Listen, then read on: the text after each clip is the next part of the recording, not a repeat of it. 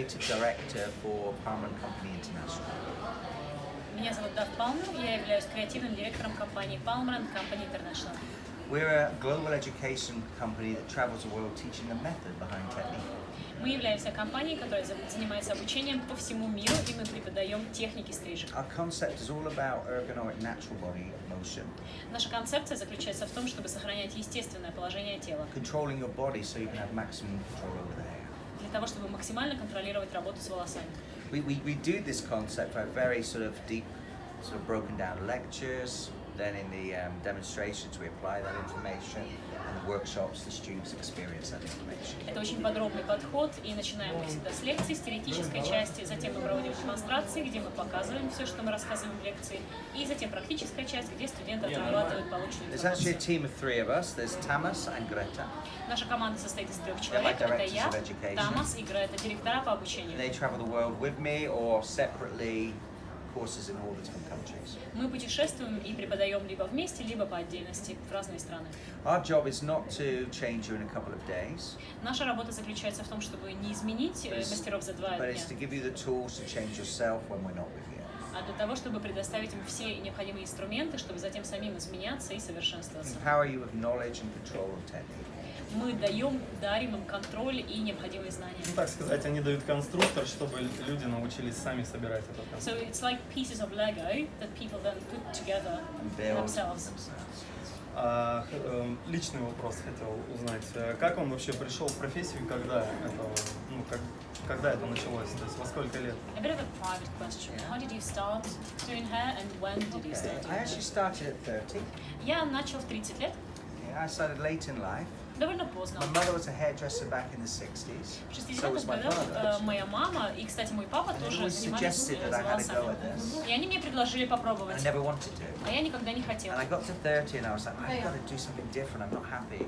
И вот мне было 30 лет, и я понял, что нужно что-то менять, и я My mother несчастлив, и suggested недоволен своей hairdressing, and I жизнью. thought, why not? Моя мама говорит, ну попробуй, может быть, в парикмахера, и я подумала, почему Day нет?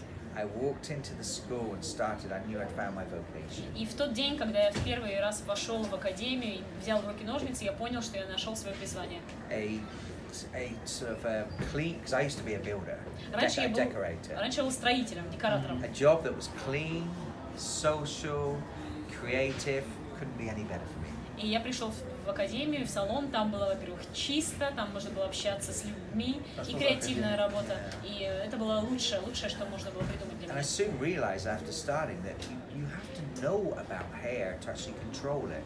It's not this preconceived idea that people who leave school and don't want to know what to do should be a hairdresser.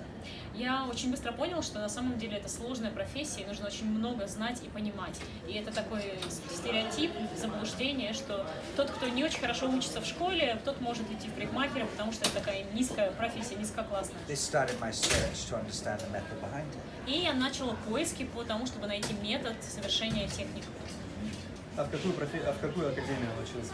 Про какую академию речь Where did идет? you study? What academy did you go to? Actually, the first place I went to was a place in Birmingham, the second biggest city in the world.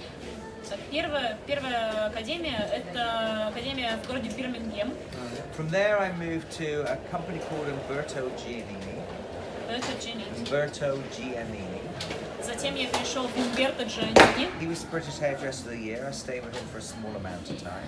Этот человек, Умберто Джанини, он был парикмахером года, и я некоторое время проработала Then I у него. went to London. I worked for one of the leading companies in the world for education. Затем я переехал в Лондон и работал на компании, I don't которая want является to mention their names. I don't want to make my name on there. лидером парикмахерской индустрии. Я не хочу упоминать And название then этой 8 компании, years потому ago, I что не хочу started another brand строить свою репутацию where I на developed основании over the last 8 бренда. years what we're doing today. И 8 лет назад я основал свою собственную компанию, And I которую я started a new развивал. company at the beginning of the year so I can explore new avenues and improve and push things forward again. И год назад я основала другую компанию, новую компанию. Я продолжаю развивать свой метод, свои техники и двигаться в том направлении, которое мне интересно.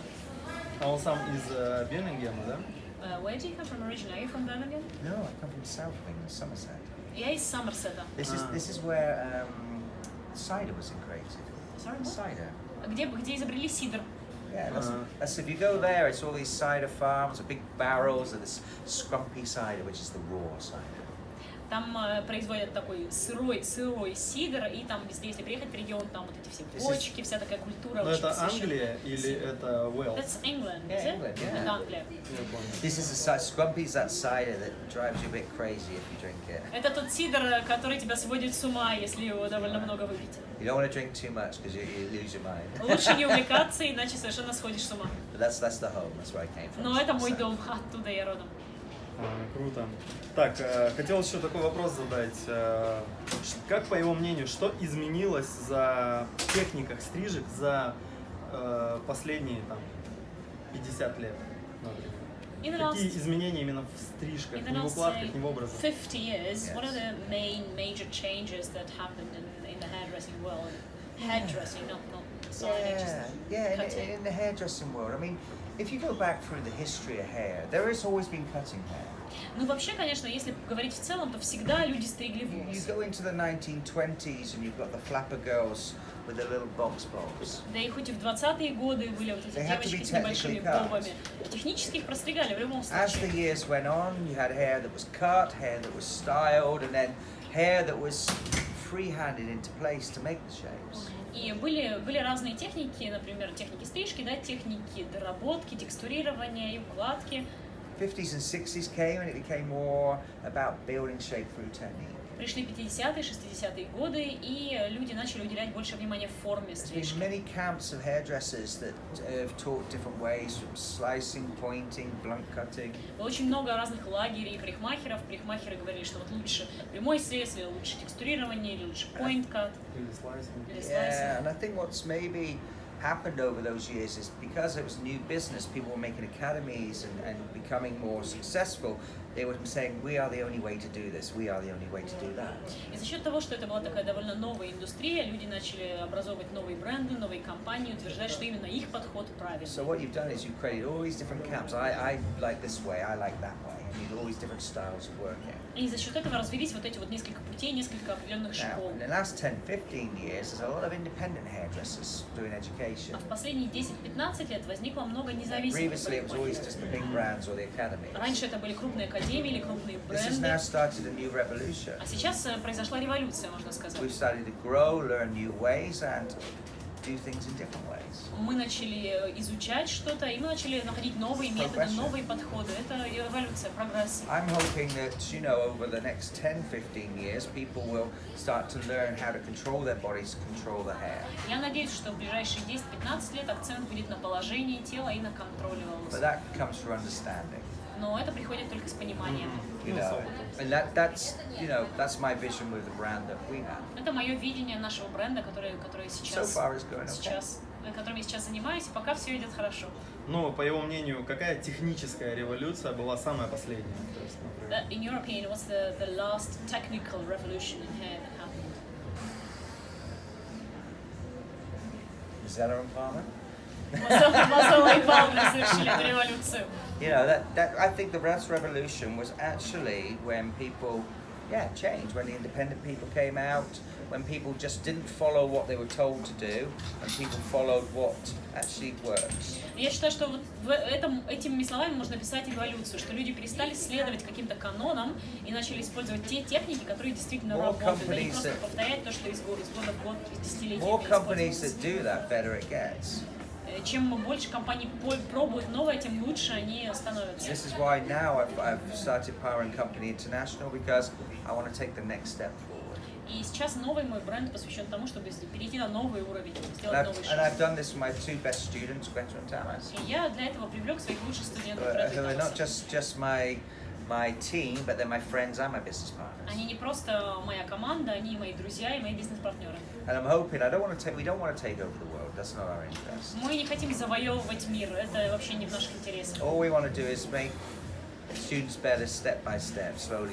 Мы хотим, чтобы наши студенты прогрессировали поэтапно, шажок за шажком. We can make a core group of amazing hairdressers. They can then spread out and make the industry better. И если мы организуем вот это сообщество прекрасных парикмахеров, очень компетентных, You know, то они смогут менять мир, изменять индустрию. Каждый Educators по-своему. are only as good as their students and what they go out and perform. Учитель, он всегда стоит только столько, сколько стоят его ученики, да, определяется It's своими not about учениками. us. It's about what the student performs when they leave.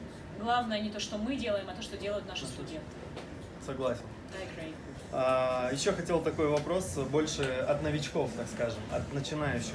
Есть такой миф сегодня, и у мужских мастеров тоже, что использование филировочных ножниц – это как бы какая-то некая форма непрофессионализма. Что он об этом может сказать? То есть, использует ли он сам их или использовал? И если использовал, то в каких случаях? Или если не использовал, то почему? This question is more for beginners who just start doing hair, because for them using thinning scissors is something that's less professional, less competent. What's your opinion about that? Do you use thinning scissors? Why? And if you don't, then why? We do. Мы используем тоже. Now, the thing about technique is technique. Вообще дело в том, что техника, она всегда остается техникой, инструменты, It's like a gun. It's not the gun that kills the person, it's the person that pulls the trigger. Это как оружие, как пистолет. Пистолет сам не So стреляет, it's all стреляет about человек. how you're trained in that tool and when you use it. Главное то, насколько хорошо ты умеешь стрелять и как, когда ты You его can't используешь. always blunt cut. Нельзя always постоянно point использовать cut. прямой You срез, can't always use point-cut, thinning scissors or razors. или использовать бритву, или использовать They're all for веревки. specific times in the right place. Все эти инструменты, они для определенных So if you техник. can understand and learn from the best these techniques, then you can use them more. Поэтому если ты понимаешь и знаешь, как использовать все эти техники, ты можешь применять их все. It's always safer to start at the beginning and work up. Но всегда лучше начинать сначала, с самого низа, и затем двигаться Get наверх. control first through technique and then move to the different avenues. Сначала начать контролировать какую-то технику, а затем уже расширять свою сферу деятельности, так скажем. Интересно, по его мнению, откуда пошел этот слух, что филировочные ножницы это не профессионально? Why do you think people think that it's not professional to use thinning It's scissors? not professional, it's not about professional. What you have to think about thinning scissors is what you need to use it for. Я думаю, что самое главное здесь понять, для чего их использовать. So- Дело не в профессионализме. A thinning scissor is not just to thin out the ends Филировочные ножницы не для того, because чтобы сделать you've тоньше made концы. a technical mistake and you want to blend it together.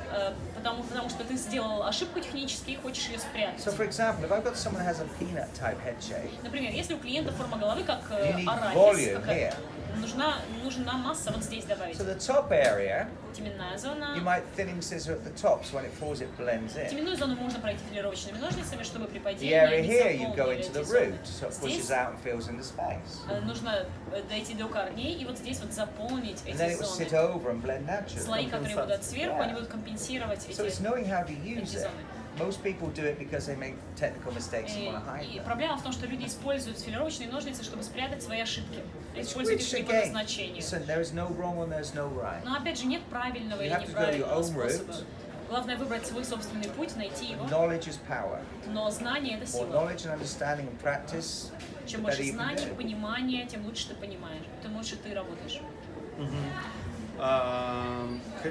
Просто филировочные ножницы сегодня, миф про филировочные ножницы перешел в мужской зал, и порой сегодня барберы считают, что, например, в тушевке, да, когда делают вот этот блендинг, типа, ну, филировочные ножницы тоже использовать как бы не профессионально. Интересно, что он скажет по поводу мужского зала?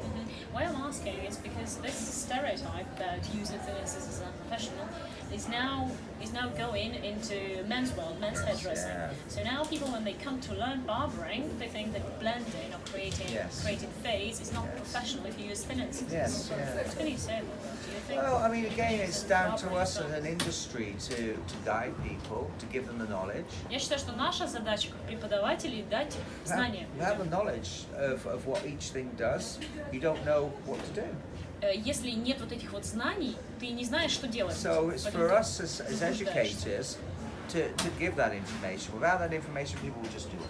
Поэтому для нас, как для преподавателей, очень важно доносить это, иначе люди будут просто делать, что хотят. And you should always give two sides of the coin. Всегда две стороны монеты, да, две стороны одной And people медали. can make choice. Люди делают выбор сами. We should never say no, that's the only way. Мы, как преподаватели, мы не должны говорить «нет». We should look at the Нужно different делать вот так. options and why this would happen, why that would happen. Мы должны рассматривать разные подходы и говорить так, если мы сделаем Decide вот так, which is будет right такой for that результат. situation at the right time. Если так, то такой результат. И затем уже выбирать в зависимости от ситуации. Что путей много, главное, как ты их пройдешь. Да, чтобы, ну, в общем-то, посыл понятен. Можно очень личный вопрос по поводу их отношения с Мазепой. Can I ask a very, very personal question about your I've probably relationship with answered. JB? I've already probably answered it. Okay, go on. Ну, давай. Ну, соответственно, самый интересующий вопрос, почему Жан-Батист и Дав разошлись? Everyone is curious why you split. I've already answered that question. Я уже ответил на этот вопрос. I did Brazilian Palmer. I took the education with that company as far as it could go. Я дошел, мы, так скажем, достигли потолка, достигли планки этой компании. When we were there, I was lucky. I did because I was an educator already. I developed the system. Мне повезло, потому что я уже был преподавателем, и я занимался всем, в принципе, я занимался системой обучения, я вел соцсети, я делал фотографии, всем этим занимался. JB wanted to go in one direction, I wanted to go in another. Жан-Батист хотел идти в одном направлении, я хотел идти в другом. И вместо того, чтобы бодаться, мы решили разойтись. Их интересы исчерпали. So you don't have any common interests anymore. Well, I own the company still. Ну, я по-прежнему являюсь владельцем компании, то есть в этом интерес мой. Если у нас есть общий интерес. Если кто-нибудь хочет приобрести 50% акций компании Мазела и Палмера, пришлите мне сообщение, я продам с удовольствием. That's not a joke either. Я не шучу, кстати. Any other questions? Есть еще вопросы? Да, конечно. Еще несколько буквально, чтобы уже не... К какому бы типу преподавателя он себя отнес? Он больше творческий такой, как бы полет, или более технический тиран? How can you categorize yourself as a teacher? Are you rather the creative type, or are you the strict, disciplined type of person as a teacher? I'm the teacher I need to be for each individual. Я являюсь таким преподавателем, которым я должен быть для определенного студента. If you need me to be disciplined, I read that and I work along that line. Если студент, я вижу по студенту, что он хочет, чтобы я был дисциплинированным, строгим, я так себя веду. Then I work that way. Если я вижу, что студенту нужно что-то более легкое, то я так и I делаю. will support you. Если студенту не хватает уверенности, то я помогу slapped ему around? найти эту... Если надо I ему would do that. пощечину дать, я так тоже могу The сделать. thing about being a teacher is learning each individual and what you need to do for that individual. Задача преподавателя — видеть, что необходимо данному конкретному You can't just be студенту, one way. и из этого исходить. It's like Нельзя hair. быть одним вот You типом can't just do one way. преподавателя. Это как с Same волосами. here. Нельзя применять одну и ту же технику со всеми. Ну и еще вопрос по поводу тоже такого же характера, по поводу того, что он сам вообще больше образами мыслит, как бы его больше, он вдохновляется больше от каких-то образов, или же все-таки от технической составляющей парикмахерской? Another question which is similar, and as a personality, are you more of a creative type, an inspiration, or are you inspired by the technique? I'm a thinker. Я мыслитель. The opposite. It depends. I think about what I'm doing and I make the right decision accordingly. Это зависит от ситуации. Я думаю всегда о том, что я делаю, и принимаю решение. Если я за ним делаю коллекцию, я продумываю. Мне нравится анализировать. И я всегда смотрю открытыми глазами. When I'm educating, I keep developing through thinking, как в преподавании, я working продумываю, things out, всегда building new анализирую, ideas. и новые But идеи to be honest, I never rest. рассматриваю. Но я never rest. Never rest. Never rest. Я никогда не отдыхаю. The thing about being an educator, every time you teach, you should be analysing what you're doing, what you're saying, and making sure that you have a reason why behind it. Когда ты преподаешь, ты должен всегда думать о том, что ты говоришь и почему, If в you чем have a причина. reason why, you can keep answering the questions all the time. Если всегда знаешь, в чем причина, ты можешь ответить на любой вопрос. And that's the key thing. As an educator, you need to know the answers. Это ключевой момент. Как преподаватель, ты должен знать ответы на So свои I'm not вопросы. one or the other, I'm a thinker. Я не могу сказать, что я креативный или техничный, я мыслитель. Я себя так характеризую. Баланс, типа, да? To your balance. I hope so. Надеюсь. Maybe not. Может быть, нет, конечно. Как ему, в общем, парикмахерская индустрия в России, что бы он сказал? Или вообще в каких странах он отметил бы, может быть, где-то пик, да, какой-то, что все, ну там, общая заинтересованность населения мощная, а где-то пониженная, например. То есть такой, вот, он много путешествует, наверное, он анализировал такие So you do global education a lot. Yes, that's what we do. What can you say about hairdressing industry in Russia, or what can you say about hair industry in the world? Maybe in some country it's on the rise. There is particular interest in hairdressing. It's the same. To be honest, every country has the same. Честно говоря, во всех странах одно и то же. Good, Есть and bad, хорошие и and in the плохие middle. парикмахеры, и середнячки. It depends on how the country is developing Зависит от развития to страны. how much you have the good and the bad. И это определяет соотношение плохих мастеров и хороших For мастеров. example, Vietnam are a developing country. Например, Вьетнам сейчас And развивающаяся they're hungry. страна. И они They want голодные, education. у них прям So голод, они picking хотят things up учиться. quickly and growing. Они быстро учатся и быстро People in развиваются. the UK have had it for a long time. В Англии все уже давно этим So they're занимаются. lazier. Там они все ленивые. Do you see Более what I ленивые, да? mean? Понимаешь, что So я it имею really в виду? depends on where you go. It's good, bad, and medium. Все зависит от того, где ты, но всегда есть хорошие и плохие Depends on the середнячки. country's growth, depending on which area they actually are Развитие strongest страны at. определяет, насколько относятся люди к этому, как относятся люди к обучению. А как, по его мнению, у нас в России, как относятся, голодные или And what can you обленившиеся? say about Russia? Are we lazy or are we hungry? Do you know, it depends. Зависит от ситуации. The students I get here work extremely hard. Если говорить о студентах, они, конечно, They're very очень kind. We усердные. have a lot of fun. Очень весело всегда на курсах, и они очень внимательны. So it will depend. But what I do find with some students Но я замечаю и такое. is that quite often they want to know what's next, not focusing on the now.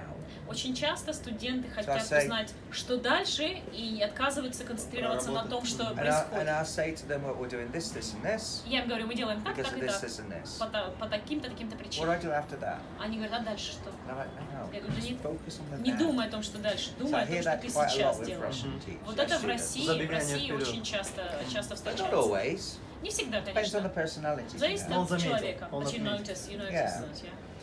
Ясно. Ну и последний вопрос, в общем-то, что бы он пожелал новичкам? То есть есть ли у него какой-то посыл в будущее новых парикмахеров, которые только сейчас начинают заниматься этой индустрией у нас? And the last question, what would you wish to all the beginners who are just starting doing hairdressing?